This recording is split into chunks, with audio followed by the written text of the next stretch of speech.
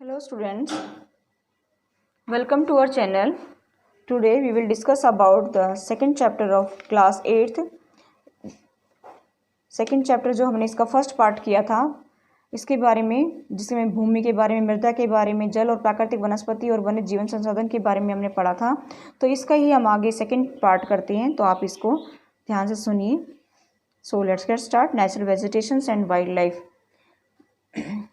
Some school children were visiting an exhibitions on handicrafts. The articles in the exhibitions were collected from different parts of the country. Mona picked up a bag and exclaimed, "This is a beautiful handbag. Yes, it is made from jute." The teacher said, "Do you see those baskets, lamps, shaded and chairs? Those are made up of canes and bamboos. In the eastern and northeastern humid regions of India, bamboo grows in plenty." Jessie was excited to see a silk scarf. "See this beautiful scarf." The teacher explained that silk is obtained from silkworms that are bred on mulberry trees. The children understood that plants provide us with many different products that we use in our day-to-day life. यानी कि school के जो बच्चे हैं वो हस्तशिल्प handicrafts की बात हो रही है। यहाँ पे हस्तशिल्प प्रदर्शनी में घूम रहे थे और प्रदर्शनी की जो वस्तुएं थी देश के अलग अलग भागों से एकत्रित की गई थी। मोना ने एक थैला हाथ में उठाया और बड़े खुश होकर के कहा कि ये सुंदर हैंडबैग है। ठीक है, तो टीचर ने क्या कहा कि हाँ, ये जूट से बना है। क्या आप इन टोकरियों को और कुर्सियों को देख सकते हैं? ये किससे बनी है? बेंत और बांस की बनी हुई है। जो भारत के पूर्वी और उत्तर पूर्वी जो आंध्र प्रदेशों में क्या होता है कि जो बांस बहुत ज़्यादा मात्रा में पैदा किया जाता है। ठीक है, अब जैसी क्या कहता है कि जैसी रेशमी स्कार्फ देख करके उत्साहित थी। ठीक है, ये खूबसूरत स्कार्फ देखो। तो टीचर ने स्पष्ट किया कि जो रेशम जो है रेशम कीटों से प्राप्त किया जाता है, जो सहसूत के पेड़ों पर पाले जाते हैं। ठीक है, जो सहसूत के पेड़ों पर पाले जाते हैं। और बच्चे समझ गए कि पौधे हमें अनेक उत्पाद प्रदान करते हैं जिनका उपयोग हम अपने डे टू डे लाइफ में करते हैं, यानी कि दैनिक जीवन में इनका उपयोग करते हैं। Natural vegetations and wild life exist only in the narrow zone of contact between the lithosphere, hydrosphere and atmosphere that we call biosphere. In the biosphere, living beings are interrelated and interdependent on each other for survival. This life-supporting system is known as the ecosystem. Vegetations and wildlife are valuable resources. Plants provide us with timber, give shelter to animals, produce oxygen we breathe, protect soil, so essential for growing crops, act as shelter belts, helps in storage of underground waters, gives us fruits, nuts, latex, tarpaulin, oil, gum, medicinal plants, and also the paper that is so essential for your studies. There are innumerable uses of plants and you can add some more. इसमें बताया गया है कि जो प्राकृतिक वनस्पति और वन्य जीव हैं केवल स्थलमंडल, जलमंडल और वायुमंडल के बीच एक जुड़े संकरी क्षेत्र में ही पाए जाते हैं। ठीक है, और ये जो इसे ही हम क्या कहते हैं? जैवमंडल कहते हैं। और जैवमंडल में क्या होता है कि सभी जीवित जातियां जीवित रहने के लिए एक दूसरे के ऊपर डिपेंड रहती हैं और इस जीवन आधारित तंत्र को ही हम लोग इकोसिस्टम यानी कि पारिस्थितिकी तंत्र कहते हैं। और वनस्पति और जो वन्य जीव है बहुमूल्य संसाधन है। पौधे हमें क्या करते हैं कि इमारती लकड़ी देते हैं और प्राणियों को आश्रय देते हैं, ऑक्सीजन भी उत्पन्न करते हैं। ठीक है, और क्या करते हैं? ऑक्सीजन भी उत्पन्न करते हैं, जिससे हम क्या करते हैं? सांस लेते हैं। और क्या होता है कि फसलों को उगाने के लिए भी आवश्यक मृदा की सुरक्षा करते हैं, रक्षक मेखला के रूप में भी कार्य करते हैं। ठीक है, और क्या करते हैं कि भूमिगत जल के संग्रह में भी सहायता करते हैं। हमें फल, लेटेक्स, तारपीन का तेल, गोंद, औषधि, पौधे और कागज प्रदान करते हैं जो आपके लिए अत्यधिक आवश्यक है। पौधों के असंख्य उपयोग होते हैं। ठीक है, और इनमें आप कुछ और भी जोड़ सकते हैं। Wild life includes animals, birds, insects as well as the aquatic life forms. They provide us milk, meat, hides and wools. Insects like bees provide us honey, helps in pollination of flowers and have an important role to play in decomposers in the ecosystem. The birds feeds on insects and act as decomposers as well. Vultures, due to its ability to feed on dead livestock, is a scavenger and considered a vital cleanser of the environment. So animals, big or small, all are integral to maintain balance in the ecosystem. Ecosystem परिस्थिति तंत्र। ठीक है, यहाँ पे क्या बताया है कि वन्य जीवन के अंतर्गत जो है जंतु हैं, जंतु, पक्षी, कीट, जलीय जीव, जलीय जीव ये आते हैं, ठीक है। ये हमें क्या करते हैं कि दूध देते हैं, मांस देते हैं, खाल देते हैं, ऊन इनसे प्राप्त होती है। कीट जैसे मधुमक्खी हमें शहद देती है, ठीक है। फूलों के परागकण में मदद करती है। पारितंत्र में अपघटक के रूप में भी एक महत्वपूर्ण भूमिका अपनी निभाती है। चिड़िया क्या करती है, अपने भोजन के लिए कीटों पर निर्भर करती है, ठीक है। और जो है अपघटकों के रूप में भी कार्य करती है। गिद्ध क्या होता है कि मरे जीव जंतुओं को खाने के लिए भी एक अपमार्जक का कार्य करता है, स्क्वेंजर, ठीक है। और क्या करते हैं, पर्यावरण का एक महत्वपूर्ण ये शोधक समझा जाता है कि पर्यावरण को क्लीन करते हैं ये। और इसलिए प्राणी चाहे बड़े हों छोटे हो सभी क्या करते हैं, इकोसिस्टम को मेंटेन करने के लिए जरूरी हैं। इकोसिस्टम मतलब पारितंत्र, ठीक है। Distribution of natural vegetations, distribution of natural vegetations, the growth of vegetations depends primarily on the temperature and moisture. The major vegetation types of the world are grouped as forest, grassland, scrubs and tundra. In area of heavy rainfalls, huge trees may thrive. The forests are thus associated with areas having abundant water supply. As the amount of moisture decreases, the size of trees and their density reduces. In the region of moderate rainfalls, short stunted trees and grasses grow, forming the grasslands of the world. In dry areas of low rainfall, thorny shrubs and scrubs grow. In such area, plants have deep roots and leaves have thorny and waxy surface to reduce loss of moisture by transpirations.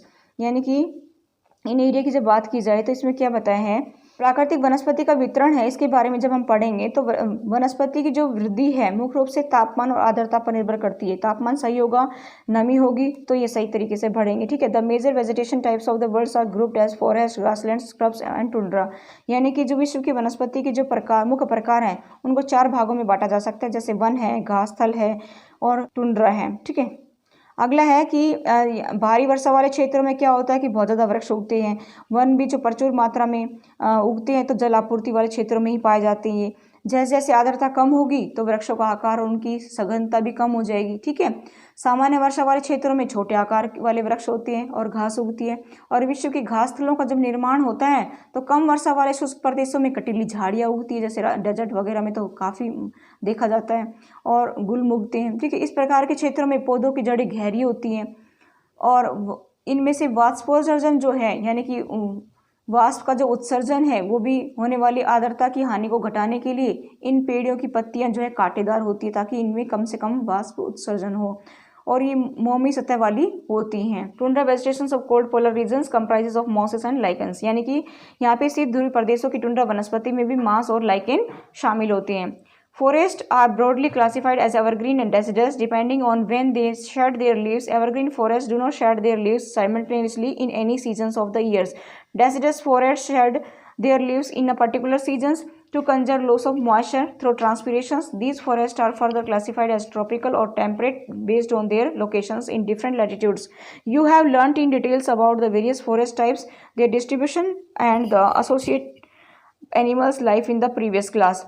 यानी कि वनों की जो पत्तियां गिराने के आधार पर जब हम बांटे तो सदाहरित वन और पर्णपाती वन के रूप में इनको बांटा गया है। सदाहरित वन उन्हें कहते हैं जिन वनों के जो वृक्ष हैं वर्ष के किसी भी ऋतु में अपनी पत्तियां एक साथ नहीं गिराते हैं, तो इनको हम सदाहरित वन कहते हैं। और पर्णपाती वन कौन से होते हैं, डेसिडस फॉरेस्ट जो हैं shade there leaves in particular seasons. यानी कि पर्णपाती वन ऐसे वन है जिनके वृक्ष वाष्पोत्सर्जन से होने वाली हानि को रोकने के लिए किसी विशेष ऋतु में अपनी पत्तियां गिरा देते हैं, ठीक है। और क्या होता है कि ये वन विभिन्न अक्षांशों में इनकी स्थिति के आधार पर उष्णकटिबंधीय, tropical or temperate based on their locations in different latitudes. You have learned in details about the various forest types, their distribution and associated animals life in the previous class. यानी कि इसमें बताया कि वन जो है विभिन्न अक्षांशों में इनकी स्थिति के आधार पर क्या करते हैं, उष्णकटिबंधीय अथवा शीतोष्ण कटिबंधीय में वर्गीकृत किए जाते हैं। और आपने इसमें पिछले कक्षा में पढ़ा था, ठीक है, कि विभिन्न प्रकार के वन जो है उनके वितरण और उनसे संबंधित जो प्राणी जीवन के बारे में हम विस्तार से पढ़ चुके हैं पहले ही।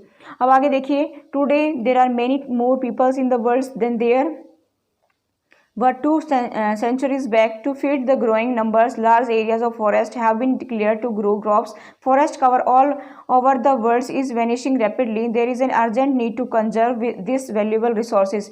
यानी कि पिछले हम बात करें 2 शताब्दियों की, पिछली 2 शताब्दियों में क्या हुआ कि विश्व में जितने लोग थे इस समय उनसे कहीं अधिक लोग हैं। बढ़ती जनसंख्या के कारण भी क्या होता है कि पोषण के लिए, फसलों को उगाने के लिए वनों के विशाल क्षेत्रों से वृक्ष काट दिए जाते हैं, ठीक है। और विश्व भर में क्या होता है कि वनों का जो आवरण तेजी से समाप्त हो रहा है, इसे बहुमूल्य संसाधन के संरक्षण की बहुत ज़्यादा आवश्यकता है, ठीक है। आई होप आपको क्लियर हुआ होगा।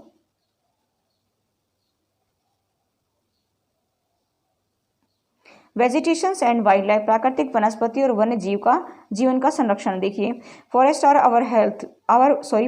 Our wealth, plants give shelter to the animals and together they maintain the ecosystem. Change of climate and human interferences can cause the loss of natural habitats for the plants and animals. Many species have become vulnerable or endangered and some are on the verge of extinction.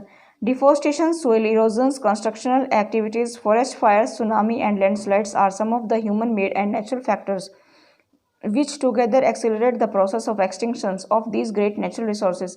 One of the major concerns in the increasing incident of poaching that result in a sharp decline in the number of particular species. The animals are poached for collections and illegal trades of hides, skins, nails, teeth, horns, as well as feathers. Some of these animals are tiger, lion, elephant, deer, black bucks, crocodile, rhinoceros, snow leopards, ostrich and peacock. These can be conjured by increasing awareness.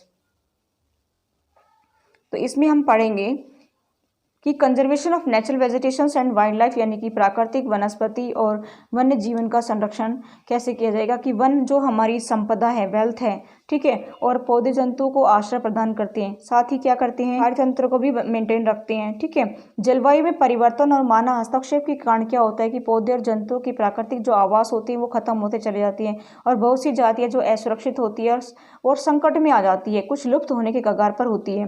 वनोन्मूलन और मृदा अपरदन, निर्माण कार्य और यानी कि आग लगना जंगल में, दावानल जिसको बोलते हैं, और भूस्खलन के कारण क्या होता है कि भाई यहाँ पर जो है कुछ मानव और प्राकृतिक कारक हैं जो मिलकर के महत्वपूर्ण प्राकृतिक संसाधनों के लुप्त होने की प्रक्रिया को बढ़ावा देते हैं, ठीक है।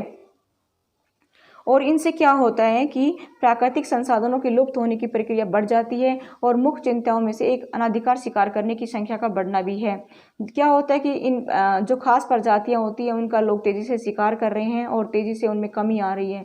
पशु की खाल, चमड़ा, नाखून, दांत, पंखों के साथ साथ सींग को भी इकट्ठा करके गैर कानूनी व्यापार के लिए जंतुओं का अनाधिकार शिकार किया गया है, ठीक है।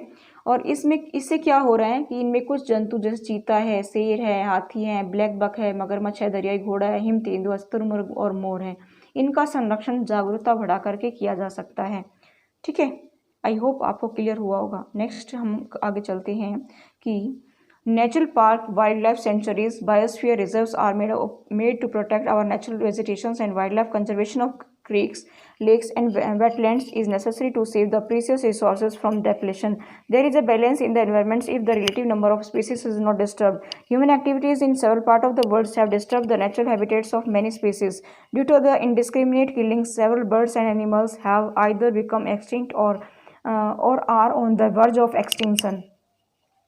यानी कि नेशनल पार्क यानी कि राष्ट्रीय जो उद्यान है, वन्य जीव अभ्यारण्य है, जैवमंडल निचय है, ठीक है, हमारी प्राकृतिक वनस्पति और वन्य जीवन को सुरक्षित प्रदान करने के लिए, सुरक्षित रखने के लिए वो लोग बनाए गए हैं, मतलब ठीक है, वन्य जीवन को सुरक्षित रखने के लिए राष्ट्रीय उद्यान बनाए, वन्य जीवन अभ्यारण्य बनाए, जैवमंडल निचय बनाए हैं, ठीक है। संकरी घाटियों में झीलों और आर्द्रभूमि का संरक्षण मूल्यवान संसाधन नष्ट होने से बचाने के लिए आवश्यक है। अब आगे देखते हैं कि there is a balance in the environment if relative numbers of species is not disturb, यानी कि प्रजातियों की जो सापेक्ष संख्या को भंग न किया जाए, इसके लिए क्या करना चाहिए, पर्यावरण में संतुलन बना रहता है। और विश्व के अनेक भागों में मनुष्य ने अपने जो एक्टिविटीज से अनेक प्रजातियों के प्राकृतिक आवासों में उथल पुथल कर दी है, ठीक है।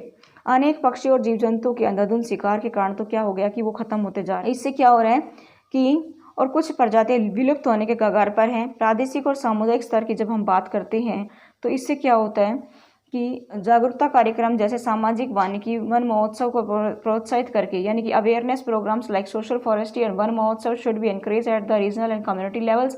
School children should be encouraged for birds watching and visiting nature camps so that they appreciate the habitat of varied species. यानी कि देखिए प्रादेशिक और सामुदायिक स्तर पर जागरूकता कार्यक्रम जैसे जो सामाजिक वानिकी है, महोत्सव है, उनको प्रोत्साहित करना चाहिए हमें। और स्कूल के बच्चों को क्या करना चाहिए, समय समय पर पक्षी देखने के लिए, प्राकृतिक कैंपों में ले जाने के लिए प्रोत्साहित करना चाहिए, ठीक है, एनकरेज करना चाहिए उनको, ताकि वे विविध जातियों के निवास का ठीक से अवलोकन कर सकें। आगे देखिए, many countries have passed laws declaring that the trades as well as killing of birds and animals are illegal. In India, killing of lions, tigers, deers, great Indian bustards and peacocks have been banned. यानी कि बहुत से देशों में क्या हुआ कि पक्षी और पशुओं को मारने और उनके व्यापार करने के विरुद्ध हैं। भारत में शेरों, चीता और जो है हिरणों, भारतीय सारंग और मोर को मारना अवैध है, बैंड है उसके ऊपर, ठीक है। अब an international convention CITES has been established that lists several species of animals and birds in which trade is prohibited. Conservation of plants and animals is an ethical duty of every citizen. इसमें क्या बताया है कि एक अंतर्राष्ट्रीय परिपाटी जिसमें CITES जिसको बोला गया है कि the convention on international trade and endangered species of wild life flora and flora की स्थापना की गई है, ठीक है, और जिसमें प्राणी और पक्षियों की अनेक सूचियाँ तैयार की गई हैं, और जिसमें प्राणी और पक्षियों की जब अनेक जाति हैं उनकी सूचियाँ बना करके और सभी प्राणी और पक्षियों के व्यापार करने पर प्रतिबंध लगाया गया है।